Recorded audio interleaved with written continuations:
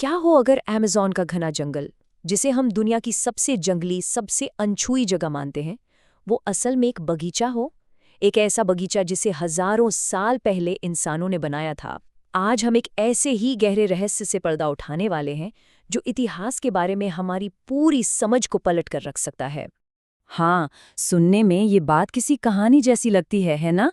लेकिन दुनिया के सबसे बड़े वर्षावन की गहराइयों में जो सबूत मिल रहे हैं, वो इसी चौंकाने वाली हकीकत की तरफ इशारा करते हैं। ये बताते हैं कि जिसे हम एक प्राकृतिक या वर्जिन जंगल समझते आए हैं, वो शायद सिर्फ एक भ्रम हो। तो हमारी कहानी शुरू होती है एक पहेली से।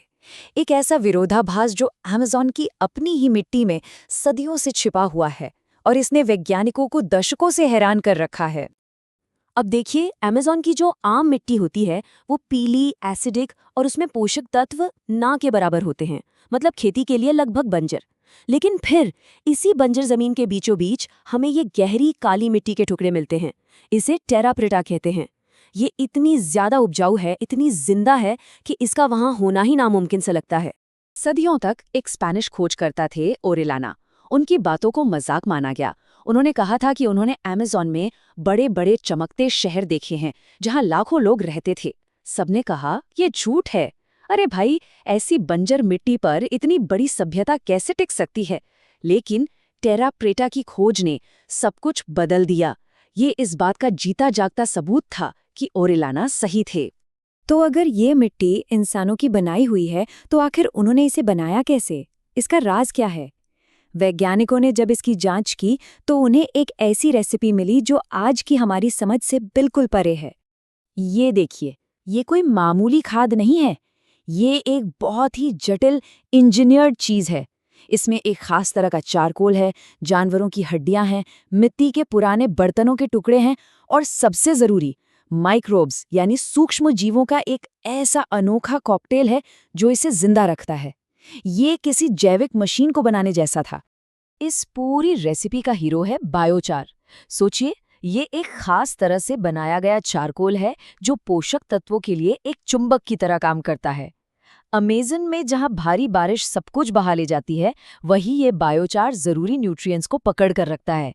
कितना सरल पर कितना जीनियस आइडिया है। लेकिन सबसे रहस्यमयी बात अब आती है। हमें पता है कि इसमें क्या क्या है, लेकिन आज की सबसे एडवांस्ड लैब भी टेरा प्रेटा को दोबारा नहीं बना पाई हैं। हर कोशिश का नतीजा होता है सिर्फ काली बंजर मिट्टी। इसका मतलब साफ है, हम कोई एक बहुत जरूरी चीज, कोई सीक्रेट इंग्रेडिएंट मिस कर रहे हैं। और यहीं हम इसकी सबसे अविश्वसनीय खासियत पर आते हैं। ये मिट्टी जिंदा है, ये सचमुच में फैलती है, बढ़ती है। अगर आप आज इस जादुई मिट्टी का एक छोटा सा टुकड़ा कहीं बंजर जमीन पर छोड़ दें, तो कुछ ही सालों में वो बढ़कर बड़ा हो जाएगा और अपने आसपास की बेकार जमीन को भी उपजाऊ बना देगा। इस मिट्टी का वजूद ही इस बात का सबूत है कि ओरेलाना सही थे। अमेज़न में वाकई एक बहुत बड़ी और समझदार सभ्यता थी।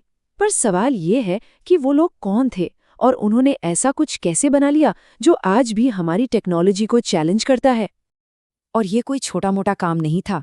जरा सोचिए, कुछ जगहों पर ये मिट्टी 8-8 फीट गहरी है और हजारों वर्ग मील में फैली है। ऐसा करने के लिए एक बहुत बड़ा, बहुत ही संगठित समाज चाहिए होगा जो पीढ़ी दर पीढ़ी एक ही लक्ष्य के लिए काम करता रहा।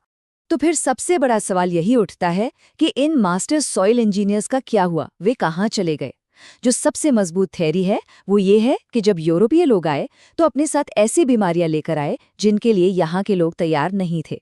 उनकी पूरी की पूरी आबादी खत्म हो गई और उनके जाने के बाद बेरहम जंगल ने उनके शहरों को वापस निगल लिया। लेकिन कहानी में एक और बड़ा मोड़ बाकी है। जैसे जैसे हम इस रहस्य की गहराई में जाते हैं, ये जमीन से उठकर सीधा आसमान यानी ब्रह्मांड तक पहुंच जाता है और यहाँ से कहानी और भी ज्यादा हैरान करने वाली हो जाती है। सैटेलाइट से जब इन इलाकों की तस्वीरें ली गईं, तो एक अविश्वसनीय बात पता चली।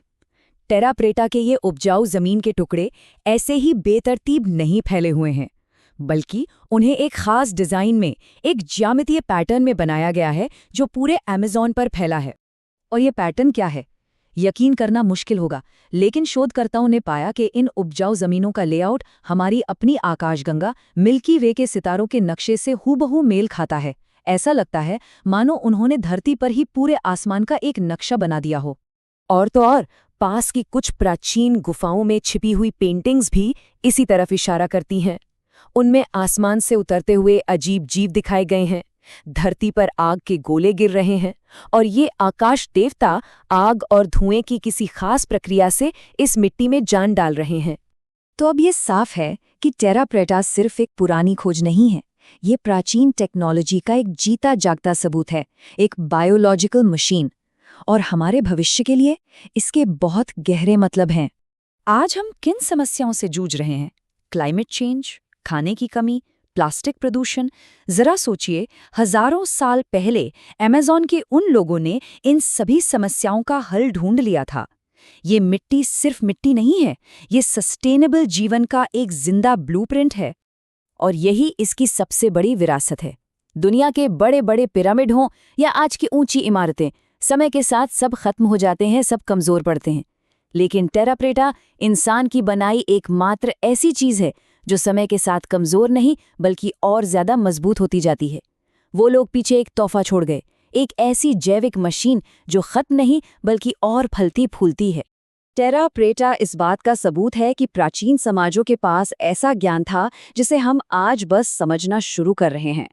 ये हमें सोचने पर मजबूर करता है कि आखिर हमारे पैरों के नीचे और कौन-कौन से राज दफन हैं, जो बस खोजे जाने का इंतजार कर रहे हैं, और क्या हम अपने ग्रह को बचाने के लिए उन्हें वक्त रहते खोज पाएंगे।